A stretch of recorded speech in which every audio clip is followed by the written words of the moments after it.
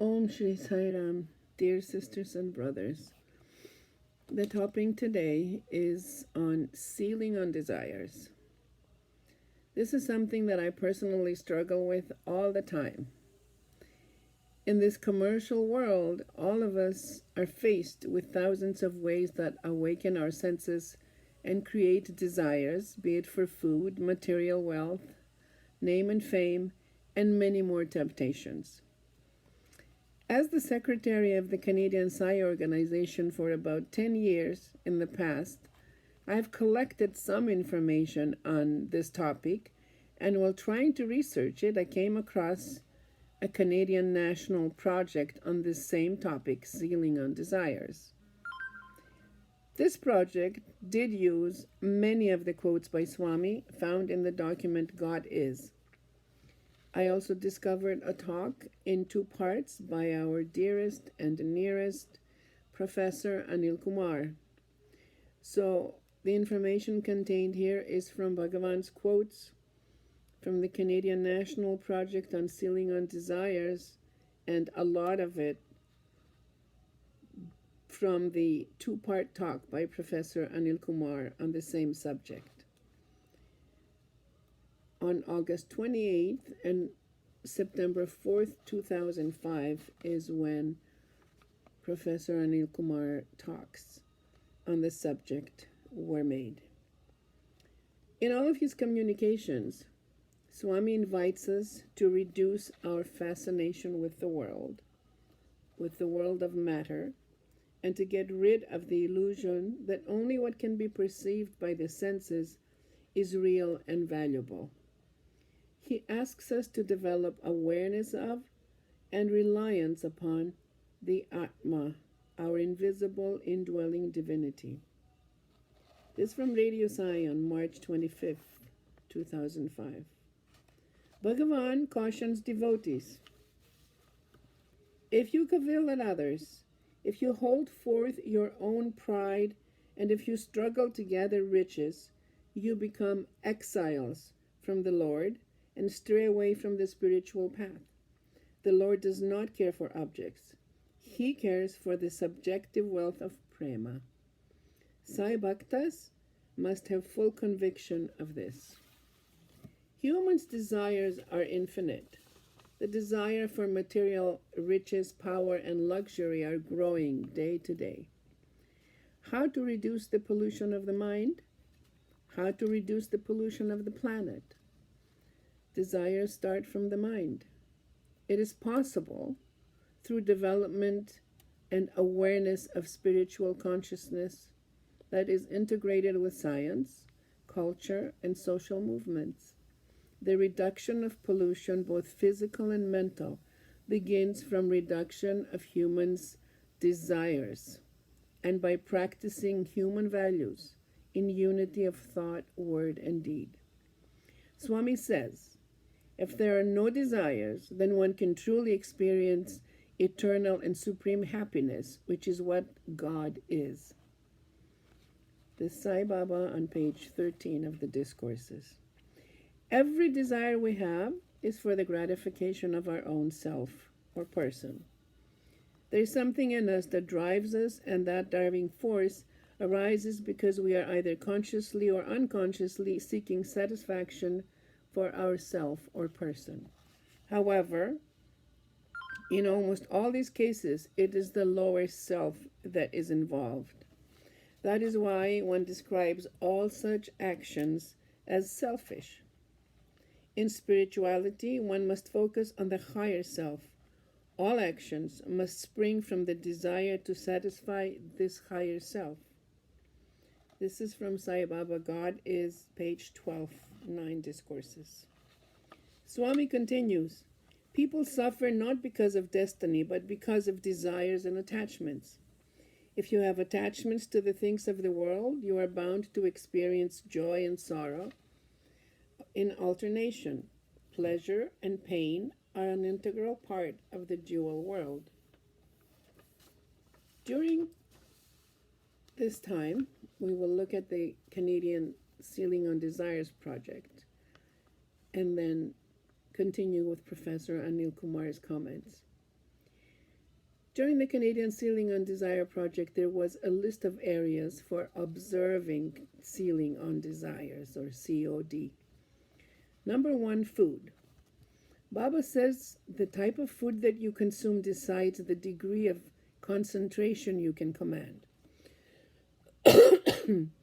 The quality and quantity of the food decide how much your self-control is lessened or heightened.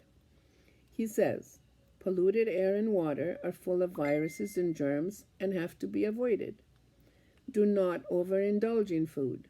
When Baba talks about food, he not only refers to the food we eat, but also all that we ingest through our 5 senses, like music and words we hear with our ears, movies and books we see and read with our eyes, odors we smell, as well as material objects that we touch. Swami says, examine all that we absorb and determine if it is necessary or even desirable. Number 2, energy. Energy wasters are stress and tension, criticism, negative emotions, irritation and frustration, resistance, competitiveness, fear, guilt, worry, indecision, procrastination. In addition, eye strain causes tremendous waste of energy because eyes are connected directly to the nervous system. Example, watching television for hours or at the computer for hours, causing eye strain that drains our energy. The body is like a radio receiver, Baba says. Chanting the name and singing the glory of God are useful. But while you indulge in unnecessary gossip, the energy is wasted. In doing wicked deeds also, you waste energy, thereby facing dangerous consequences too. By adhering to the twin ideals of Sathya and Dharma, truth and righteousness, you can sanctify your life and avoid wastage of the precious energy that you are endowed with. Sathya Sai Speaks, Volume 30. Third thing to not waste is time. Don't indulge in unnecessary activities, Baba says. You are all wasting time which is divine. God is described as the master of time. Time is God. Therefore, you should not waste time. Excessive talk is waste of time. When you switch on the radio and listen to all unnecessary programs, it's a waste of time. And the current is wasted. Realize divinity within. Swami tells us, do not waste time, and whatever genuine knowledge you have, use it well. Baba pointed out that time is the only commodity that everyone in the world has in equal portions. Everyone has 24 hours each day. If part of this is wasted, it is gone and forever and can never be retrieved. We need to see clearly how we use our time in order to determine how we may be wasting it, which we often do without realizing it because we do it unconsciously. Number 4, waste of money. We have all had the experience of spending more money than we have intended to spend just because something attracts our attention and the temptation is too great to resist. We don't have any self-control. Perhaps that is the time to remember that there are people in our world who could benefit a lot more from that money we have just wasted. In fact, the Sealing on Desires project was initially launched by the Sathya Sai organization in order to save money. The idea was to give up some desires, save some money, and donate it to Swami's projects. However, as we will hear from Professor Anil Kumar's talk, Sealing on Desire is much more than just saving a little money for donation to Swami's projects. Most of the following is from Professor Anil Kumar's talk on August 28th and September 4th, 2005. The professor has a unique way of expressing his views and opinions, as well as Swami's words. It will be most helpful to us to revisit his two talks on sealing on desires. He begins with, what is desire? What is a desire? When do you desire? Why should you put a full stop on the desire? What does desire actually mean, spiritually, physically, psychologically? What is a desire? And he continues. Cause of desires. Why do we desire? Swami tells us that man minus desire is equal to God. If God desires, he becomes man. When man gives up desires, he becomes God. God plus desire is equal to man. Man minus desire is equal to God. That's all. So the difference between God and man is only desire. Once this is given up, it is easy to experience divinity. Professor Anil Kumar explains further. If I am God by not desiring, why do I continue to desire? That is our next question. Desire arises because of attachment with the world. As I am attached to the world, desires emanate, desires originate, and desires multiply. So desire is because of our interaction with the world. The more I interact with the world, the more desirous I will be. Those who do not interact with the world, like the sages, saints, prophets, and aspirants, are detached from worldly sensual pleasures and comforts, and therefore they have no desires. So the root cause of desire is association with the world. By world, I mean the world of the 5 elements and the community around, the entire surroundings, ambience, and environment. Attachment to this world is the cause of desire, but real spirituality is different, says the professor. What do we humans desire?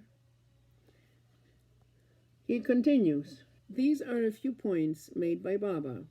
As an individual, what are my desires? What are the desires we have in common? 1, power and position. Any simple minor job or responsibility gives me a swollen head. Why? Because I think I'm in charge. So we have power and position. This is the first thing that people desire, is power and position. This is because of the ego. The ego is satisfied when you are powerful and have a position. That is why people want to hold on to positions until their last breath. This is the first desire to be given up, but people feel very uneasy doing it. For example, retirement feels like we are no longer important. This craze, this egoistic desire for power and position is the first dirty thing. It's a block, the professor says. It's an island separating us from God. The one who gives up this ego and attachment for power and position is the first man to enter the gates to heaven. It was Jesus Christ who said, I have come to serve and not to be served. It is Bhagavan Baba who said, I have come to serve you. I don't want your services. Serve your fellow man and society. That is serving me. That is service to me. You don't have to serve me. Professor Anil Kumar tells us the next desire is for properties. The second desire is for properties. What does Baba say? You should have proper ties and not properties. Have proper ties with God, not properties. Properties are entanglements. I acquire properties thinking that I will be more secure, but the very property gives us nightmares. The richest man is never at ease. Third desire, popularity. There is the desire for popularity, to be famous, the craze for name and fame. Regarding the craze for popularity, well, I think those in Prashanti Nilayam need not be told about it. You are very popular in the morning and most unpopular in the evening. You are most popular when you are given an interview and most unpopular when Swami does not look at you. Name and fame. how fleeting they are, popularity, how temporary and how momentary it is. Therefore, my friends, the professor says, ego is expressed like this: power, position, properties, popularity. Desire for these things is a block, like a curtain to stop us from seeing, like a thorn that penetrates deeper and deeper into our lives, making us miserable and preventing us from enjoying the beauty of the place. The professor continues to tell us that there is also spiritual desire. I desire God. I desire to be with Him. It is necessary to know that most of us have spiritual desires also. Spiritually, desire is out of place. Spiritually, desire is out of context. What is it that you desire? You desire that which you do not have. So don't desire to have God or to be with God, because God is in you. So God means non-desiring. Non-desiring is God. Never search for God because He is everywhere. So if you say, I am in search of God, it is spiritually meaningless, as God is everywhere. So we also put a ceiling on our useless search, a ceiling on our concept that God is elsewhere, so that we experience that God is everywhere. In the spiritual field, the word desire is meaningless. The word desire should be dropped. It is not applicable and not relevant, as God is already here, there, and everywhere. Next, Professor Anil Kumar talks on the luggage of desires. This is what he quotes. This morning, let me say that what Swami has to say on this matter. In Indian Railways, you come across this slogan written on the board. It goes like this: less luggage, more comfort makes travel a pleasure. This is repeated by Bhagavan many a time with a different interpretation altogether. Less luggage, he means the luggage of desires, the luggage of wants, the luggage of all extra things, and the luggage of luxuries. If you just reduce the weight of that luggage, you can make this travel of life comfortable and a matter of pleasure. On the other hand, if the luggage of desires is so heavy, we find it difficult to travel. Therefore, the first point I would draw your attention to is this: less luggage, more comfort makes travel a pleasure. Second point, exercise a ceiling on words. Then Swami said that we should exercise a ceiling on words. We should exercise a ceiling on the words we use, meaning we are to talk sweetly and softly. Also, the words that we speak should not agitate others. They should not disturb their tranquility and their peace of mind. We should not give any shock to a person by speaking harshly. Third point, exercise a ceiling on our actions. Furthermore, Baba said we should exercise a ceiling on our actions. If we do more than our capacity, it is ego. If we do less than our ability, it is theft. Doing less than one's own ability is robbery. Doing more than one's own capacity is ego. So let us do in exact proportion to our capacities and abilities. Only Professor Anil Kumar could put it this way. I have never heard it expressed in that way before, but it is so, so important. Fourth point. Next, we should exercise a ceiling at the psychological level. Mentally, we should be selfless, full of love, caring, loving, and sharing. That's what is necessary. Put a ceiling on thoughts of the past and on thoughts of the future, so that we live in the present. So this ceiling is also in relation to time, meaning to give up the past and not to worry about the future. Trying to live here and now is the ceiling on the psychological level. Point number 5, ceiling on personal desire.